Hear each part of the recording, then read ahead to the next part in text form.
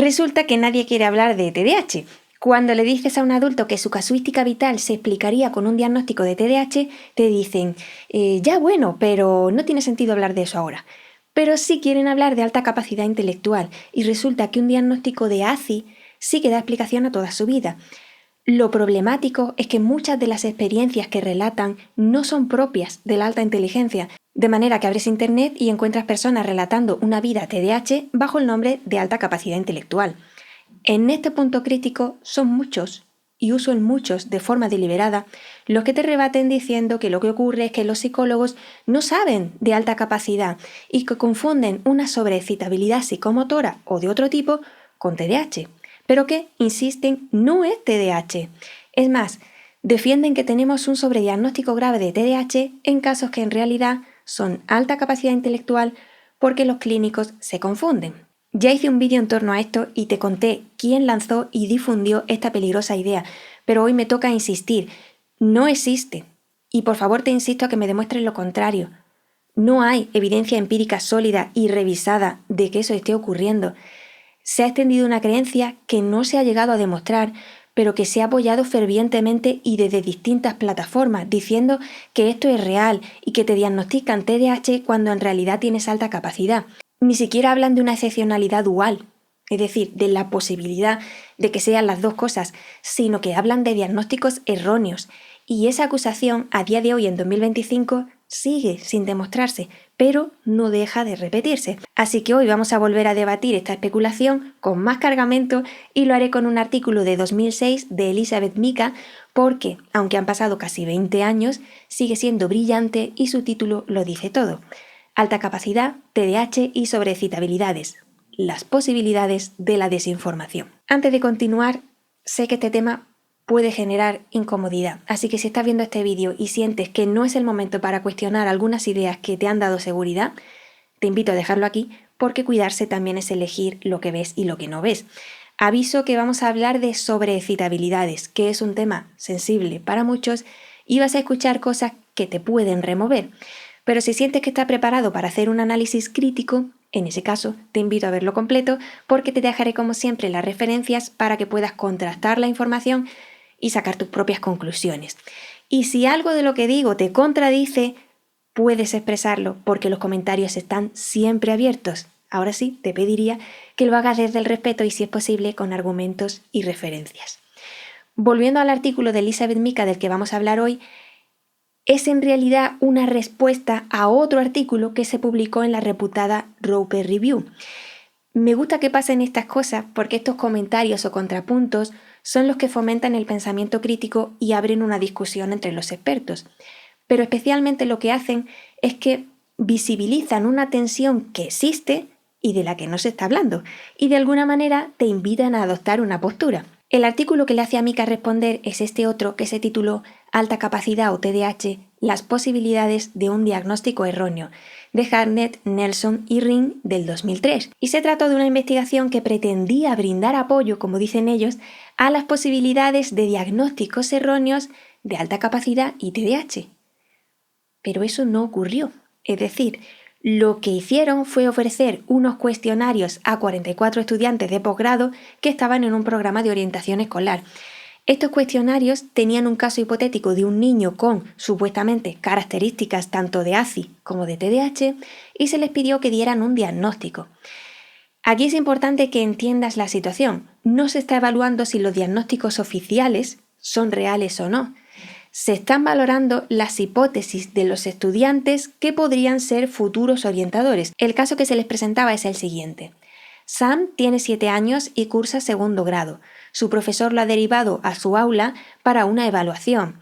Presenta un alto nivel de actividad y parece más inquieto que otros niños de su edad. Sam tiene dificultades para contener su deseo de hablar en clase e interrumpe a su profesor con frecuencia. El profesor ha intentado repetidamente cambiar el comportamiento de Sam, pero Sam cuestiona la autoridad y le cuesta aceptar las normas. Las tareas de Sam suelen ser desordenadas porque parece descuidado o distraído con los detalles. Sam tiene poca capacidad de atención, especialmente cuando está aburrido. El entorno familiar de Sam parece ser normal. Ahora veremos qué pasó con esto, pero la crítica que hace Elizabeth Mika empieza por avisar: oye, que esta investigación no demostró nada. no trajeron evidencia empírica que demostrara que hay diagnóstico erróneo de TDAH en alta capacidad y aún así están advirtiendo de las consecuencias que tienen los diagnósticos erróneos. Es decir, ojo, que esta gente nos está asustando de algo que no han podido demostrar ni ellos ni ningún otro.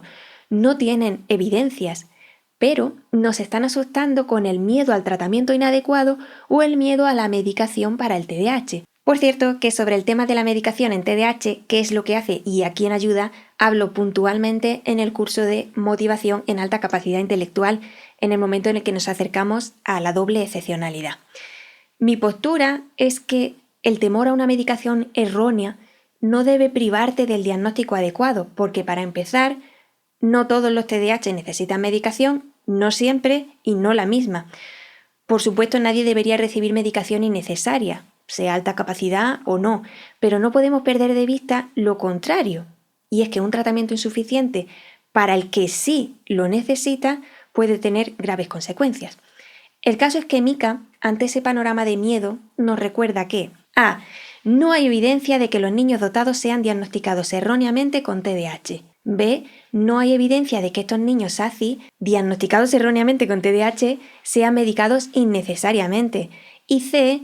No hay evidencia de que esos niños dotados, diagnosticados erróneamente con TDAH y medicados, experimenten efectos negativos por la medicación estimulante. Estos son los miedos que te han transmitido, no tanto los autores del artículo original, sino una secuencia de autores que, pese a todo, no han llegado a demostrar nada, pero que han conseguido un efecto, y es que los padres tienen miedo a que mediquen a su hijo y en realidad no sea TDAH, sino que sea muy inteligente y la medicación lo eche a perder, cosa que entiendo y que respeto.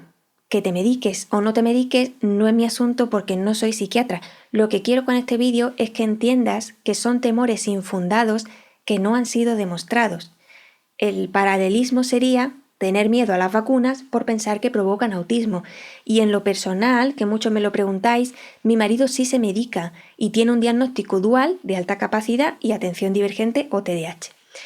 Vamos a volver a Sam, el caso hipotético del niño del cuestionario, y resulta que a los orientadores les dieron a elegir entre dos formularios. El formulario A les preguntaba, si este niño fuera derivado por su maestro para una evaluación, ¿cuál cree que sería la explicación subyacente de su comportamiento? Y en el formulario B, la pregunta era, ¿cree que la causa de su comportamiento podría atribuirse al TDAH o a su condición de dotado y talentoso? Como te habrás dado cuenta, se están creando sesgos en la segunda pregunta cuando se le están ofreciendo dos diagnósticos muy concretos para que los valoren como posibilidad. Puede ser TDAH o puede ser alta capacidad. No es una pregunta muy abierta. Los autores se encontraron con que la mayoría de los que respondieron la primera, que era una opción imparcial, eligieron TDAH como diagnóstico preferido, pero la mitad de los que respondieron la opción sesgada B respondieron que la razón principal de su conducta era la alta capacidad. Y aquí Elizabeth Mika está más que aguda. Y te voy a traer otra vez el caso de Sana pantalla para que puedas releerlo. Porque, como Mika explicita, no hay evidencia de alta capacidad en el comportamiento descrito. De lo que sí hay evidencia es de hiperactividad, de un bajo control de impulsos, de desafíos de atención, de descuidos o incluso de falta de voluntad o incapacidad para seguir las reglas. Elizabeth Mika pregunta, ¿alguno de estos comportamientos es un signo de superdotación? Difícilmente. Sin embargo, todos son consistentes con un conjunto de síntomas característicos del TDAH, aunque obviamente se necesitaría más información, incluyendo el comportamiento de Sam en diversas situaciones, su salud, antecedentes familiares y de desarrollo, etc., para realizar un diagnóstico adecuado. Los síntomas de Sam pueden sugerir muchos otros problemas psicológicos, especialmente trastornos del estado de ánimo, dificultades de integración sensorial y dificultades de aprendizaje. La viñeta no contiene suficiente información para que un diagnosticador pueda emitir un juicio correcto, pero la información que presenta sugiere una fuerte posibilidad de TDAH y no de alta capacidad intelectual. Mika dice más cosas como que la tendencia a cuestionar la autoridad puede ser por muchas razones, incluida baja inteligencia, y que lo de ser distraído cuando uno se aburre no es ni de TDAH ni de ACI, sino que es simplemente ser humano. Antes de seguir con el artículo, vamos a pararnos en esto del aburrimiento, porque la frase de no es que tenga TDAH, es que se aburre porque tiene alta capacidad, hay que cogerla con pinzas. Decir que un niño con alto potencial se aburre en clase es generalizar sin tener en cuenta el perfil específico de cada uno ni el entorno. Y no todos se aburren ni es aburrimiento todo lo que vemos. A veces es más desregulación del sistema nervioso, pero en este caso te remito a un capítulo de Mercé Martínez Torres en este libro donde da un extenso listado de características del alumnado ACI según su perfil intelectual. Y nos explicaba que los casos de superdotación, es decir, el perfil armónico alto que destaca en todas las áreas y además es creativo, no suele aburrirse o no se aburre más de lo que se aburre cualquier alumno porque la tarea de conexión y organización de conocimiento le mantiene ocupado y motivado como para ser autónomo. El perfil que sí que tiene tendencia al aburrimiento, dice, es el de talento académico, porque los contenidos del currículo ordinario pueden resultarle poco motivadores dado que dominan mucha información de manera muy rápida. Pero de ahí a decir que todos los ACIs se aburren, pues tampoco. Yo sé que no todos están de acuerdo con esta división de perfiles, pero es difícil no estar de acuerdo con que todos los ACI no son iguales. Por tanto, sus respuestas, y en este caso respuestas conductuales, no van a ser las mismas. Total, que decía Mika, estáis diciendo que los profesionales están sesgados y dan más fácilmente otros diagnósticos que la ACI, pero es que los datos que estáis dando no son de ACI. Es verdad que la alta capacidad necesita de desarrollo y no se ve tan fácil como a lo mejor pudieran verse algunos perfiles de TDAH, pero es que lo que estáis presentando, dice, sí coincide con TDAH, este caso de Sam que hemos visto, y no me estáis dando datos de ninguna habilidad o competencia. Aquí ponía un ejemplo estupendo con la bipolaridad porque decía, tenemos evidencia de una correlación entre bipolaridad y habilidades artísticas, entonces yo podría presentarte un caso con rasgos de bipolaridad, pero si no te doy evidencias de talento o de alguna actividad artística, no podemos concluir que ese niño es artista, porque ser bipolar no te convierte en artista, por lo mismo que tener indicadores de TDAH no te concede una alta capacidad intelectual. Y aquí es donde la autora va al meollo, porque los autores que critica afirman que los niños con TDAH y con altas capacidades suelen presentar comportamientos similares. Esto ya de antemano te digo que no es así y que ya es muy cansino, y si te sirve un ejemplo gráfico, hay uno magnífico que es el diagrama de Venn de Katie Higgins Lee, que es la creadora de Tending Path, que tiene toda mi admiración.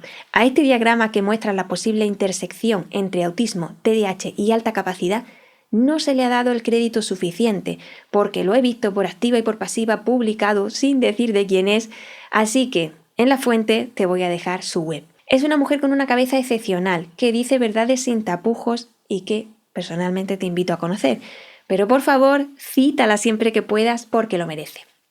Como ves, hay solo 3 cosas en la intersección de TDAH y alta capacidad, y ni siquiera son las que tanto se predican.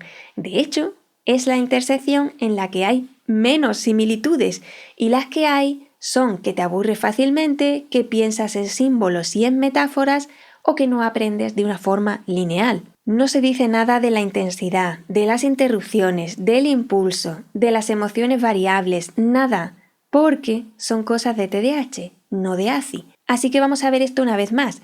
¿Qué nos están señalando como similitudes entre TDAH y ACI para que sea tan confuso distinguirlos?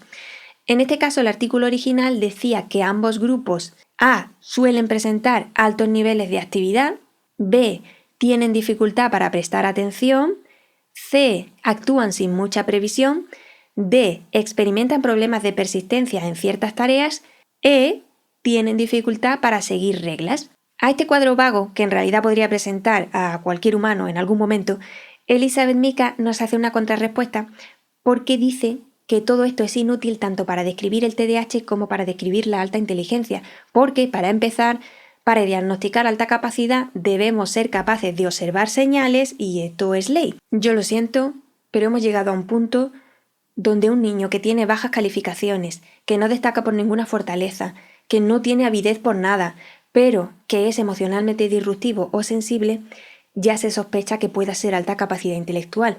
Y de verdad lo lamento, pero con esos datos el diagnóstico podría ser de muchas cosas. Entonces nos dice Mika con respecto a estas supuestas similitudes que En el A, por ejemplo, la mayoría de los niños tienden a tener altos niveles de actividad porque son niños. En la B nos dice que la mayoría de los niños pueden tener dificultad para prestar atención, por ejemplo, en el sermón de una misa. En la C, que la mayoría pueden actuar sin mucha previsión y si tienes hijos los has visto pelearse por un juguete que no es suyo. En la D dice que todos pueden tener problemas de persistencia si la tarea es un coñazo. Y en la E dice que sí, que la mayoría de los niños se resistirán a recibir órdenes como el clásico «tienes que compartir con tu hermano». La autora decía, si tienes un niño, sabes de qué estamos hablando. Nada de esto nos habla definitivamente de un TDAH, hay que ser cautelosos, pero mucho menos de alta capacidad intelectual. Insiste en que las diferencias que se están dando para separar TDAH de ACI son inútiles. Y una, por ejemplo, que habrás oído, es la supuesta diferencia en los problemas para mantener la atención. Te dicen que el TDAH tiene dificultades de atención en todos los contextos, cosa que no es cierta. El TDAH tiene una atención variable y si el tema le interesa, su atención es extraordinaria. Y te dicen que en el caso del niño con alta capacidad tiene falta de atención en situaciones específicas. Elizabeth Mica sigue con su flamante exposición y nos dice, señores, la atención humana en general es específica de la situación. Así es como funciona y da igual que tengas alta capacidad, TDAH o lo que sea. Si te interesa, prestarás atención durante largos periodos de tiempo, porque la supervivencia depende de ello. La otra similitud que habrás oído es que los niños dotados se mueven mucho, pero te dicen que no es hiperactividad, que es sobrecitabilidad psicomotora. Ahora vamos a ir a ello. Y que en los niños con ACI el movimiento está enfocado y dirigido y en los TDAH es aleatorio y no orientado a objetivos. De verdad es que poco más y dices que los TDAH son idiotas.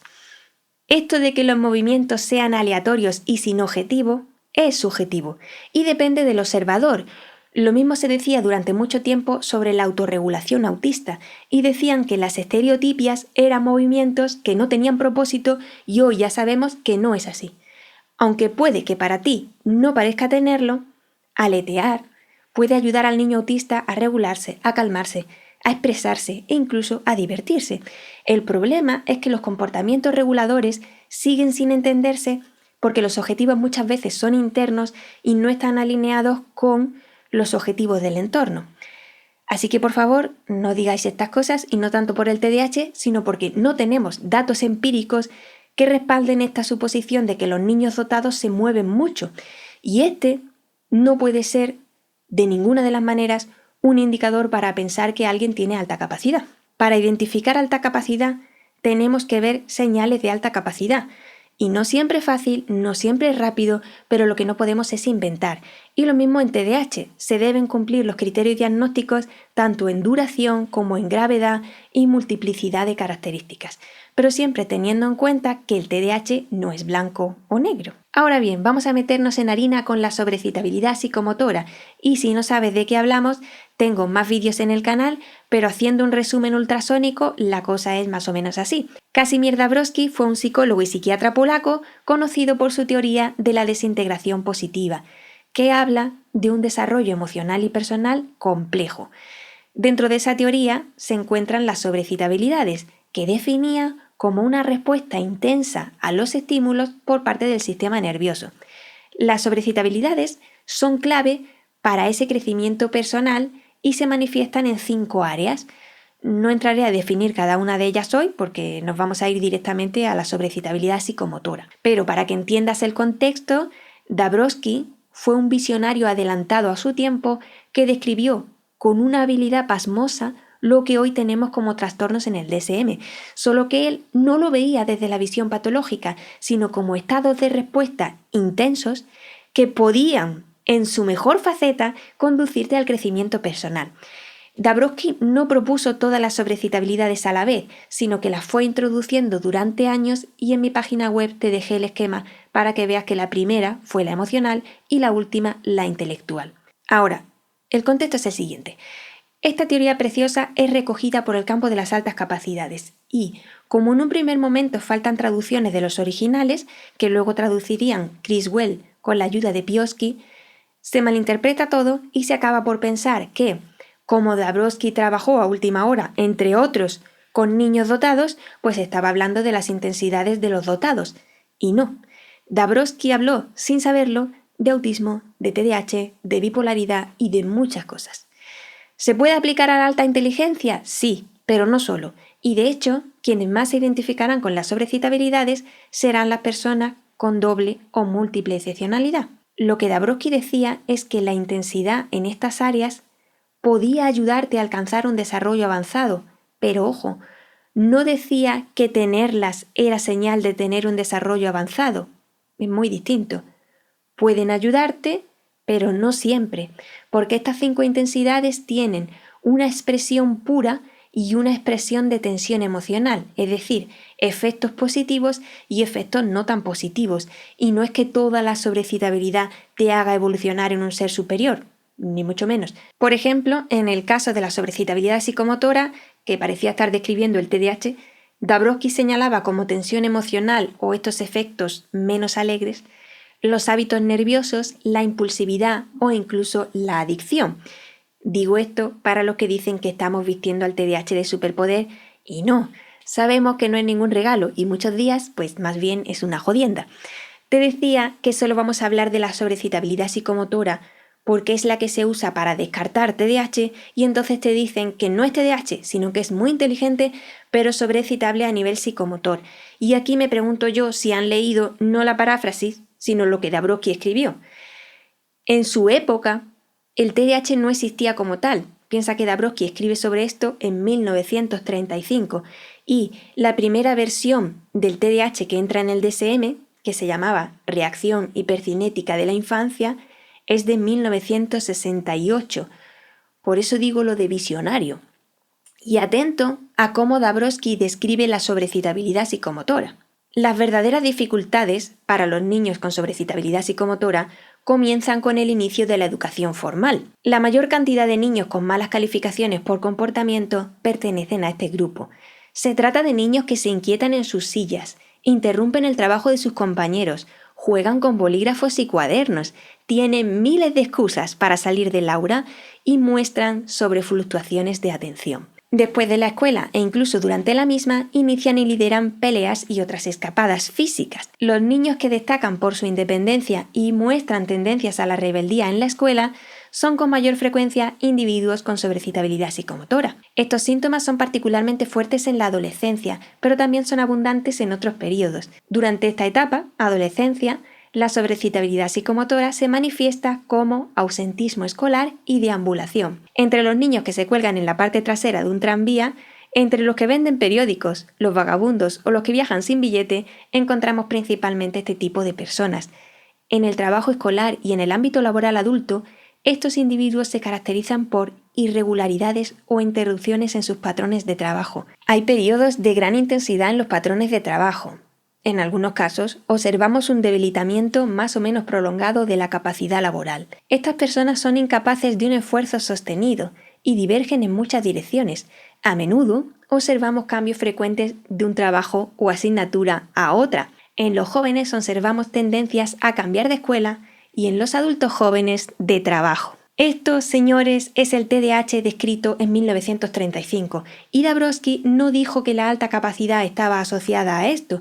Lo que dijo es que todas las sobrecitabilidades tenían el potencial de contribuir al desarrollo de la personalidad, pero además tenían que coexistir otros componentes del potencial desarrollo como una inteligencia superior, talentos especiales, etc. Así que este es el asunto que me ha removido a hacer el vídeo. Te dicen que tengas cuidado porque te diagnostican TDAH cuando en realidad es ACI, y las razones en las que se apoyan son las palabras de un hombre que estaba describiendo el TDAH de forma anticipada y cuyas teorías fueron asociadas a la alta capacidad bajo malas interpretaciones de las mismas. Porque las sobrecitabilidades hablan de neurodivergencia en general, no solo de alta capacidad intelectual, y en este punto te dicen que el niño que se mueve mucho no es que sea TDAH, sino que es muy inteligente, cuando no tenemos ninguna evidencia que demuestre esa relación y de hecho en el DSM la hiperactividad está asociada mayormente al TDAH. Y lanzan la alarma de la medicación inadecuada, cuando la realidad es que hay niños con alta capacidad que además tienen TDAH y que se beneficiarían de un tratamiento adecuado si dejáramos de lado estas especulaciones sin base. Por todo esto, Elizabeth Mika concluía su artículo hablando de la versión desinfectada de la sobrecitabilidad, donde se le cambia el nombre al TDAH, pero ni con todo el glamour deja de ser TDAH. Y lo que más me irrita es que se agarre la bandera de él. Es que los profesionales desconocen sobre la sobrecitabilidad. Y tú también, porque estás interpretando lo que quieres para obtener el diagnóstico que quieres. Voy a dejarlo por hoy aquí, aunque no creo que definitivamente, pero antes de marcharme me gustaría hacer algunas aclaraciones. Al igual que para tener alta capacidad tiene que haber evidencias de la misma, el TDAH tampoco es un diagnóstico que se pueda hacer a la ligera. Y por supuesto, no todo lo que vemos es TDAH. Quiero enseñarte de hecho un cuadro para valorar que lo que vemos muchas veces puede tener un origen en el procesamiento sensorial y no necesariamente encajar con el cuadro total del TDAH. Que te muevas mucho no siempre es hiperactividad, sino que puedes estar tratando de regular tu sistema propioceptivo y vestibular. Lo de morderse la ropa, tocar las cosas, hacer steaming, todo esto es autorregulación y puede verse en distintas neurodivergencias, por ejemplo, también en autismo, y no es cosa de impulsividad necesariamente. Lo mismo pasa con cambiar de postura. Puede haber un trasfondo de hipersensibilidad táctil y estás verdaderamente incómodo. No es que no puedas quedarte quieto. Y lo de que hables mucho, por supuesto, no siempre es TDAH. Todo esto no es para confundirte más, sino para que entendamos que los diagnósticos precisan de mucha información y tiempo para distinguir por qué ocurre lo que vemos. Pero que sería un crimen descartar algo como el TDAH simplemente porque te han infundido un miedo sin base. Por lo mismo, por lo que no podemos hablar de alta capacidad intelectual sin tener evidencias de ella. Mi nombre es Bea Sánchez, de la web mamavaliente.es sobre alta capacidad y doble excepcionalidad, y te dejaré todas las referencias en el link que encuentras bajo este vídeo. Gracias por tener la mente abierta y, como siempre te digo, cuídate.